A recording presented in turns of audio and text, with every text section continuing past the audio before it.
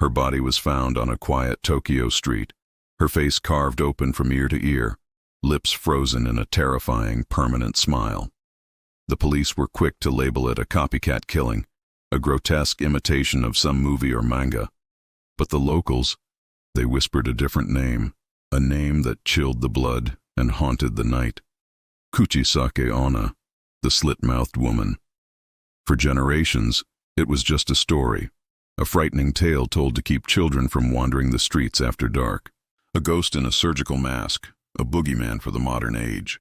It was easy to dismiss. But then the security footage surfaced, grainy black and white images showing a masked woman, her face obscured, silently following the victim just moments before her death. Suddenly, the legend didn't feel like a story anymore. It felt like a warning. Hana was a typical high school student, smart, a little cynical, and definitely not one to believe in ghosts. She'd heard the stories of Kuchisake-Onna from her grandmother and laughed them off. A ghost with a penchant for cosmetic surgery? It was ridiculous. But some fears don't ask for your belief. They simply arrive. One cold winter night, walking home late from cram school, Hana felt it. That prickling sensation on the back of her neck, the undeniable feeling of being watched. She quickened her pace, her heart starting to beat a little faster. She heard footsteps behind her, a steady, measured tread that matched her own. When she stopped, they stopped. When she started again, they started too. The air, crisp and cold just moments before, now carried a faint, unsettling smell, something clinical, like antiseptic. The usually bustling streets were eerily silent, as if the entire city was holding its breath. Then she saw her. Under the nervous flicker of a lone streetlight, a figure emerged from the shadows. A tall woman, shrouded in a long beige coat, her face hidden behind a stark white surgical mask. Her long black hair fell like a curtain, obscuring everything but her dark, intense eyes. She stood perfectly still, a silent statue in the middle of the empty road. Hana's breath caught in her throat. She told herself it was just a woman, maybe someone who was sick, that's all. The woman took a slow step forward, her voice a soft, almost melodic whisper that cut through the silence. "Watashi, Kire? Am I beautiful?" Hana froze, a strange mix of amusement and a deep, gut-wrenching unease washing over her. This had to be a prank, right? Some kind of joke. She forced a nervous laugh. Yeah," she managed to say, her voice trembling slightly. "You are." The woman tilted her head, a strange, almost childlike gesture that was profoundly unnerving. "Even like this?" she whispered, and then, slowly, with deliberate grace, her fingers went to the edges of the mask. She pulled it down. Hana's world tilted on its axis. Where a normal mouth should have been, there was only a gruesome gaping wound. Her mouth had been slit from ear to ear, the flesh jagged and raw, her teeth glinting through a smile far too wide, far too grotesque to be human. It was a rictus of pure agony, frozen forever on her face. "How about now?" the woman hissed, her voice no longer soft, but a rasping, guttural sound filled with ancient rage.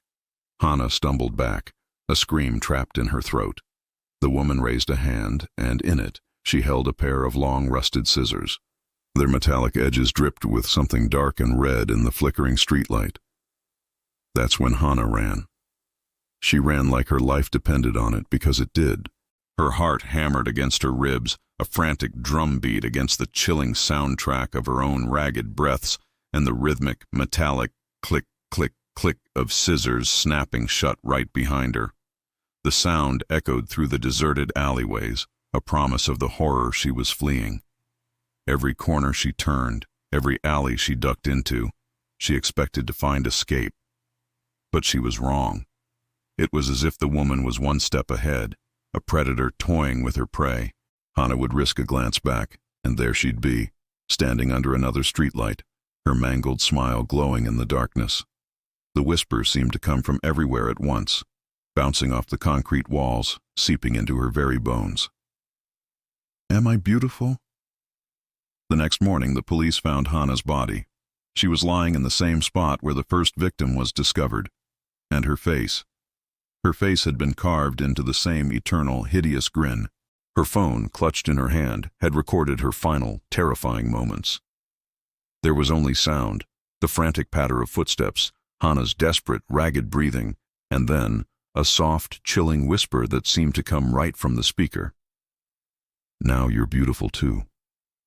They say the legend of Kuchisake-Onna has roots in a real tragic story. She was once a beautiful woman in the Heian period, a samurai's wife. But she was vain and unfaithful. In a fit of jealous rage, her husband took his sword and sliced her mouth from ear to ear, screaming, "Who will think you're beautiful now?" She died in agony, her spirit cursed to roam the streets of Japan, a vengeful Onryo forever seeking validation for a beauty she can never have again. Her methods are as cruel as her fate. If you are unfortunate enough to encounter her and answer no to her question, she kills you instantly with her scissors. If you answer yes, she reveals her disfigurement and asks again.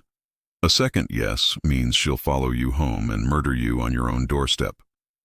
But there's a third option, a different kind of yes. Say yes the first time, and when she reveals her face and asks again, she will take out her scissors and carve your mouth to match her own, so you too can share her beauty. There are rumors, whispers of a way to survive. The trick, they say, is not to answer yes or no. You must give her a non-committal, confusing answer. Something like, "You look average," or "so-so." The story goes that this will confuse her, giving you just enough time to run for your life. Others say you can distract her by throwing fruit or candy at her feet, which she will stop to pick up. But these are just rumors, desperate hopes in the face of an inescapable horror. Even today, in the sprawling, brightly lit cities of modern Japan, the legend persists. People report hearing the faint snip-snip of scissors on the wind when walking alone at night. They catch glimpses of a tall woman in a beige coat and a surgical mask in the reflection of a darkened shop window, only to turn and find no one there. So, if you ever find yourself walking alone on a quiet street and the world seems to go silent around you, if a woman appears from the shadows and asks you that one simple, terrifying question, "Am I beautiful?" don't answer. Don't try to be clever. Don't even look back. Just run. Because by the time you see her smile, it's already too late. Thank you for joining me on this dive into one of Japan's most terrifying urban legends. If you enjoyed this story, make sure to hit that like button and subscribe for more tales from the shadows. Let me know in the comments if you've ever heard of Kuchisake-Onna or have another legend you want me to cover. Stay safe out there, and until next time, try not to walk home alone.